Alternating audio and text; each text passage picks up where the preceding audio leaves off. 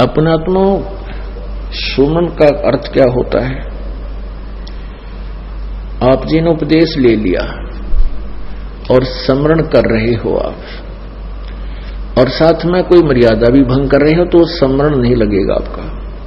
कुछ पुण्यात्मा से कहते हैं जी हमने नाम भी ले रखा है, हम भक्ति भी कर रहे हैं, और फिर भी हमारे ऊपर आपत्ति आई है और भयंकर आज आ गई है। तो कहने का भाव ये है इस दास का कि उन्होंने स्मरण नहीं किया, स्मरण में मर्यादा में नहीं रहे। मर्यादा टूट जाने से ऐसी दिक्कत आ सकती है, अन्यथा नहीं आ सकती। तो सिमरण का तात्पर्य है कि परमात्मा कहते हैं दुख में सुमन सब करें, सुख में करे न कोई। आप दुखी हो, आपको राहत मिली, सुखी हुए, कुछ दिनों के बाद आप इतने भूल जाते हो सत्संग के अभाव से, और फिर गलतियां प्रारंभ कर देते हो। लोक लाज में आके, लोक लाज में आके गुरुजी के द्वारा दिए गए आदेश की अवहेलना कर देते हो, उल्लंघन कर देते हो, मर्यादा तोड़ देते हो, तो काल का दाव लग जाता है। कुछ एक ऐसे भक्त हैं जिनके पिछले पुण्य अच्छे होते हैं, और वो पुण्यों के कारण, पिछले पुण्य तो हैं ही, उन पुण्यों के कारण वो सुखी है। जिस इस नकली लोक में जिसको हम सुख मानते हैं वो संसारिक दृष्टि से सुखी है, और उसने उपदेश भी ले लिया है। और एक ऐसा प्राणी है जिसके पूर्व जन्म के पुण्य गण्य नहीं है, उस पर आपत्ति आ गई है। परमात्मा कबीर जी की शरण में यहां आ गया है, आने से उसने नाम लेने से लाभ शुरू हो गया है। तो कुछ दिनों के बाद उसको दुख आने बंद हो जाएंगे, क्योंकि पुण्य बढ़ जाएंगे, पाप समाप्त कर देता है परमात्मा।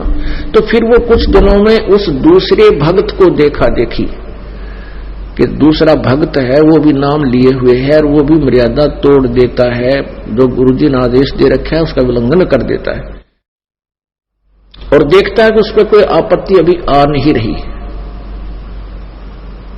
उसको देखकर वो स्वयं भी विचलित होकर के कोई मर्यादा भंग कर देता है। तो ऐसे फिर आपत्तियां फिर प्रारंभ हो जाती है। जिस व्यक्ति ने उपदेश भी ले रखा है और नाम भी खंडित कर दिया, तो उस पर अब मंत्र उसका है नहीं उसके पास। इस नाम की कमाई बिल्कुल नहीं है। जिसने बीड़ी पी ली, शराब पी ली, मांस खा लिया, या कोई आन उपासना कर ली, या लोक लाज में आके परमात्मा वाले नियम से वो वंचित हो गया, तो उसकी भक्ति नहीं चल रही, उसके पिछले पुण्य चल रहे हैं। और वो सत्संग भी आ जाता है, नहीं भी आता है, बीड़ी भी पीता है, एक आदमी में गुट्टी भी ला लेता है, और वो फिर भी कहता मैं संत रामपाल का शिष्य हूं। वो कह रहा है पर वो दास का शिष्य नहीं है। हाँ, उसके साथ क्या बनेगी? फिर एक ही दम इतनी आपत्ति आवेगी जब उसके पुण्य समाप्त हो जाएंगे, वो बक्कल उतरेगा, और फिर वो व्यक्ति आकर के कहेगा कि मैंने तो नाम ले रखा था जी, हमारे घर पे भी ऐसी आपत्ति आ गई। तो वो ऐसा पापात्मा होगा कि आसपास के क्षेत्र के 10-5 कोई भक्त तारे हो नाम लेने के लिए श्रद्धालु, तो उनके लिए भी वो एक रोड़ा बन जाएगा। यो कहेंगे देखो उनका नाम ले रखा था, आज उनका इतनी आपत्ति आ गई। तो उसके पास नाम नहीं था भगवान वाला, परमात्मा का प्रोटेक्शन नहीं था। जब लग हंसा हमरी आना, और काल लगे नहीं तेरा बाण। जब तक हम परमात्मा की मर्यादा में रहेंगे, आन माने मर्यादा, तब तक काल का अटैक हमारे पर नहीं होगा। तो इस प्रकार हमने परमात्मा की भक्ति के साथ साथ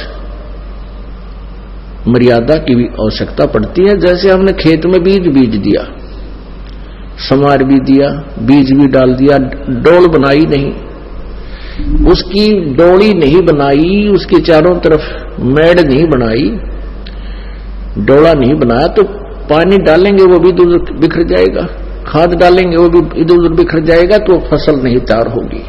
तो मर्यादा एक डोल बनेगी, और ये अति आवश्यक है इसमें परमात्मा की भक्ति को रोकने के लिए, इसको परिपक्व करने के लिए।